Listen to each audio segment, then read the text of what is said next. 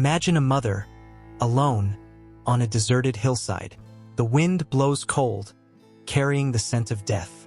Around her, the bodies of her two sons hang, exposed to the harshness of the elements and the relentless hunger of birds of prey and wild animals.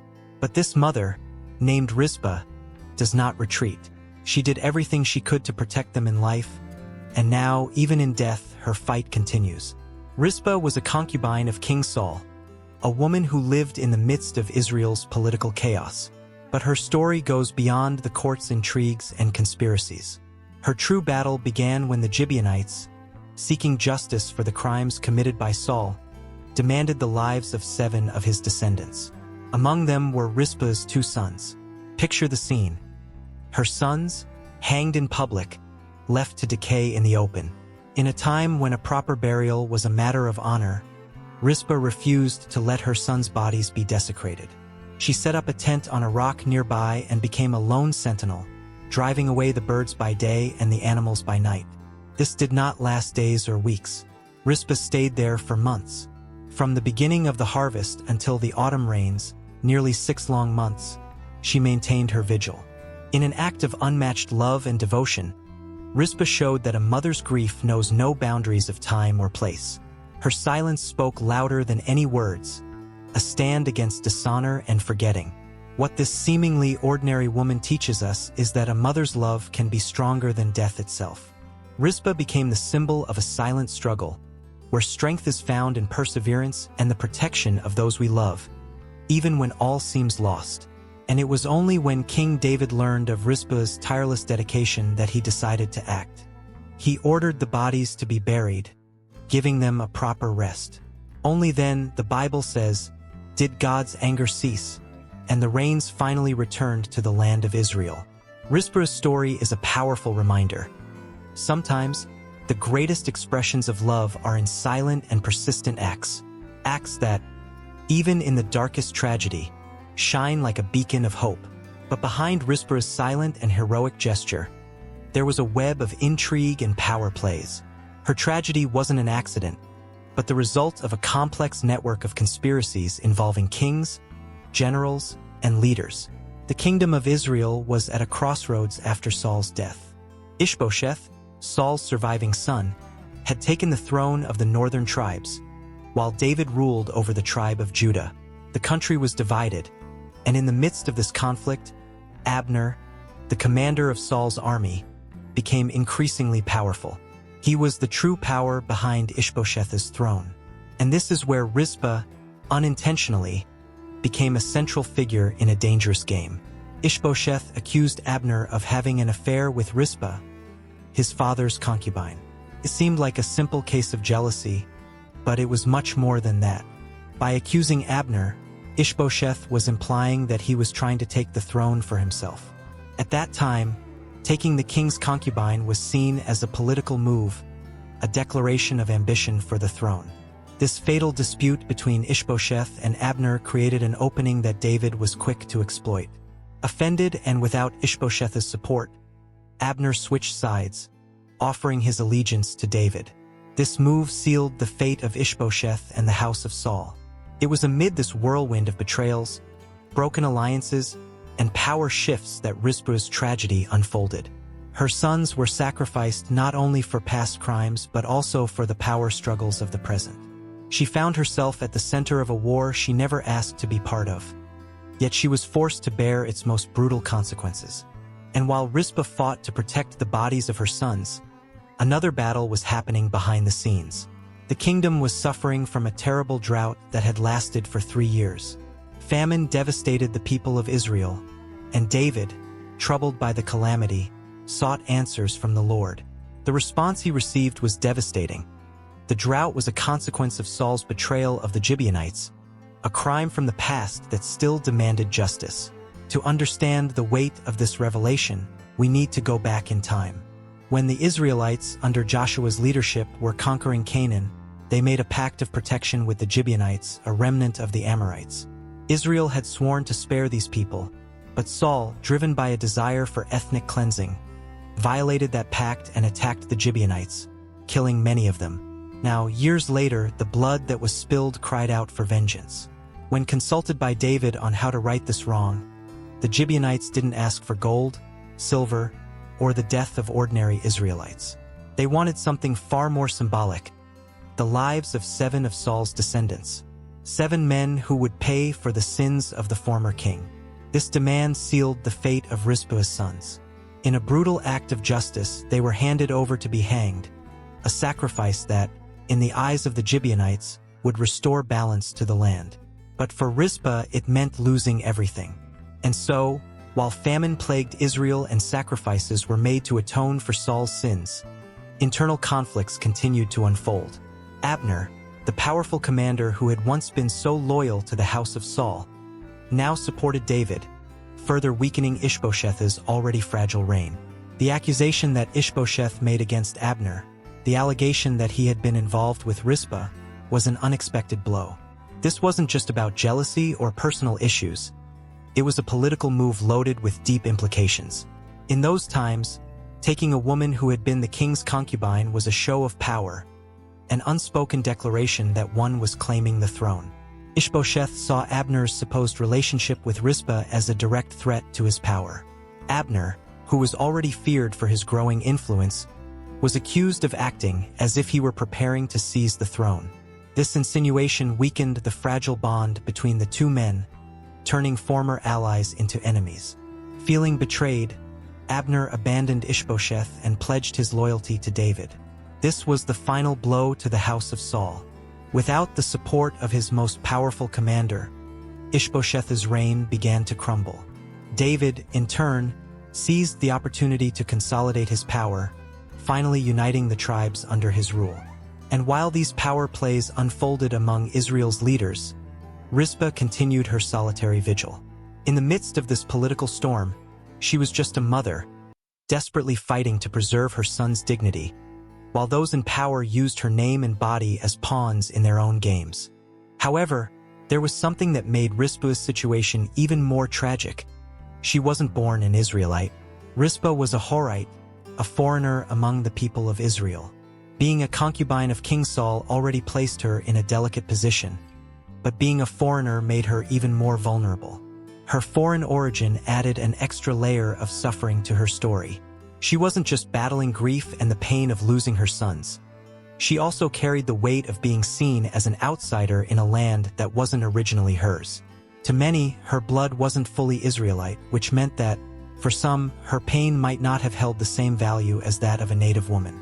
Perhaps it was this status as a foreigner that led her to endure such a great tragedy. Rizpah's story reminds us that often, those who are on the margins, those who are different, end up being the first to bear the consequences of conflicts and injustices they did not create.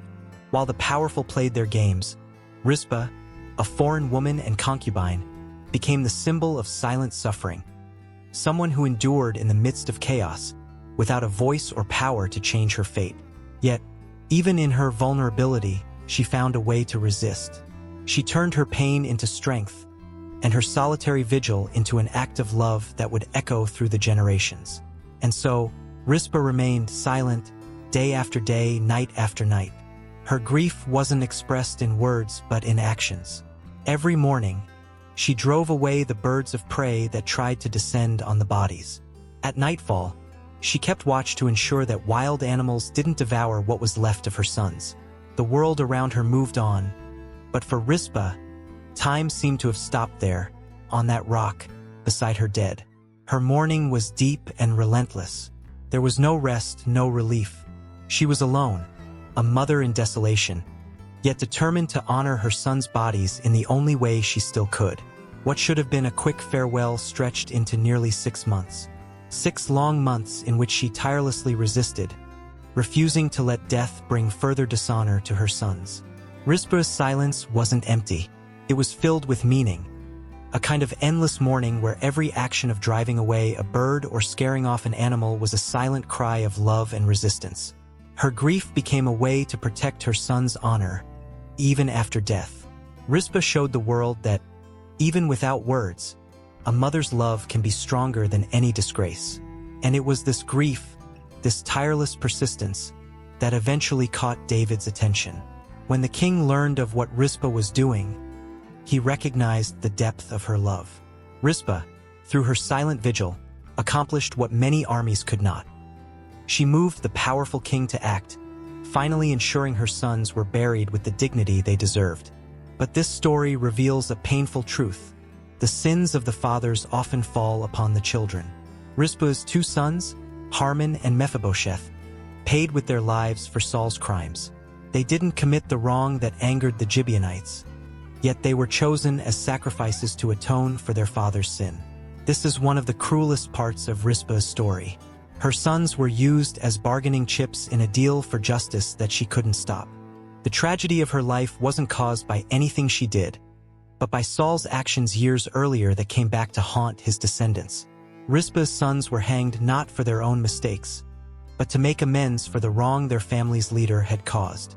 And so, powerless in the face of these events, Rizpah found herself fighting against the weight of fate. The sacrifice of her sons was a reflection of the old law that the sins of the fathers would burden the generations that followed. Yet, amid this cruelty, Rizpah found a way to rewrite the narrative. Although her sons were killed to pay for past wrongs, she refused to let them be dishonored. While others might have accepted death and the exposure of the bodies as the end of the story, Rizpah did what she could to ensure that even in death, her sons were treated with dignity. She fought against the destiny that had been imposed on them, and her silent resistance resonated in ways no one could have predicted. Rizpah's story also invites us to reflect on the role of women in ancient Israel, particularly concubines. These women were often seen as secondary figures, without the power or prestige of official wives. They lived in the shadow of kings, their lives marked by submission to their master's wills. But Rizpah broke that mold. Though she was just a concubine, the strength of her story revealed something much greater. While the men around her fought for power and engaged in political battles, it was Rizpah, with her unwavering devotion, who stood out as a figure of resistance and sacrifice. In a society that often underestimated women, she proved that true power doesn't lie in crowns or armies, but in the persistence of love and honor, even in the face of the greatest adversity. Rizpah, a woman without a voice in the kingdom's decisions, became a silent hero. Her story stood out in a book filled with kings, generals, and prophets. She had no political power, no military leadership, yet her legacy outlasted the men who ruled Israel at that time. In her silence, she shouted louder than any of them. Rizpah reminds us that even those considered insignificant or marginalized can change the course of history. Her simple yet powerful act of courage forced a king to recognize the dignity that had been denied to her sons. She showed that the value of a life isn't measured by status, but by the love and honor someone is willing to defend. And so, from a silent victim, Rizpah transformed into a heroine, though in an unexpected way. She didn't wield swords or lead armies, but her act of resistance echoed as an example of courage in the face of tragedy. When history seemed destined to crush those on the margins, Rizpah refused to be forgotten. She could have surrendered to despair, accepted the fate imposed on her sons, and moved on. But instead, she turned her suffering into a silent yet powerful statement. She would not allow her sons to be dishonored, not even in death. It was Rizpah's strength that compelled David to act. Upon learning what she was doing, the king realized that something was profoundly wrong in leaving those bodies hanging, exposed to the judgment of time and the elements. Rizpah, with her unyielding love, changed the course of events. She would not let disgrace continue, and in doing so, she rose as a figure of resistance, an unwavering protector, whose story would reverberate through generations. In her vigil, Rizpah showed the world that power doesn't only reside in titles or positions. Sometimes, it's found in the silent persistence of someone who refuses to give in to despair. She became a symbol of strength, proving that even when all seems lost, there is something profoundly powerful in simply not giving up. And then, after months of her vigil, something changed. David, moved by Rizpah's unwavering dedication, ordered that the bodies be finally buried with dignity. What Rizpah achieved, through her silent resistance, was more than just protecting the remains of her sons. She brought about a change in the heart of a king and, consequently, in the fate of a nation. The Bible tells us that until that moment, the Lord had not changed his attitude toward the land of Israel. The drought still persisted, and famine continued to ravage the people. But it was after the burial of the bodies that something powerful happened. God once again became favorable toward the land, and the crisis came to an end. Rizpah, an apparently ordinary woman, had played a crucial role in restoring divine favor to Israel. Through her perseverance, what seemed like an endless tragedy gave way to new hope. The rain that finally fell wasn't just the end of a physical drought, but also a symbol of spiritual restoration for the nation. Rizpah's act, driven by love and despair, had an impact that resonated far beyond what she could have imagined. Through her mourning, she opened the door for the land to flourish once again. And so, her story, marked by pain, transformed into a powerful lesson that even in the darkest moments, our acts of love and resistance can bring back the light. Rizpah's sacrifice, her endless vigil, her struggle to protect her son's dignity, didn't just change the fate of her dead, it changed the fate of the entire nation. In the end, what seemed like a solitary and silent battle became the catalyst for Israel's rebirth, proving that sometimes, it's in quiet persistence that we find the power to change the world.